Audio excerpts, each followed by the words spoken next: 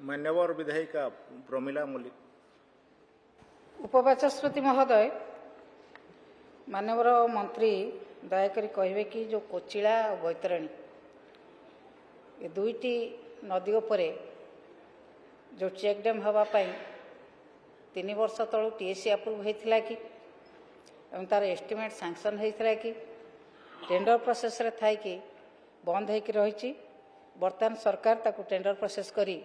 Cochlea और बैतरणी में दुईटी जाक चेक डैम कराइबार व्यवस्था करेंगे कि? मान्यवर चीफ व्हिप प्रमिला मल्लिक जो प्रश्न आवेग यह मूल प्रश्न सहित जेहेतु जड़ित नुहे आमे आज्ञा किंतु मूल मूल मूल मूल मूल प्रश्न जोटा 59 टा चेक डैम रो जो लिस्टिंग हेची चेक डैम रो जो लिस्टिंग हेची नाइ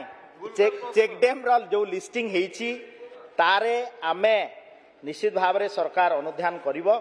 एवं तार जो कथा टेंडर प्रक्रिया कथा कहउचंती आमे डिपार्टमेंट सहित कथबार्ता करिवु एवं आगामी दिन में कार्यपंथा निर्धारण करा।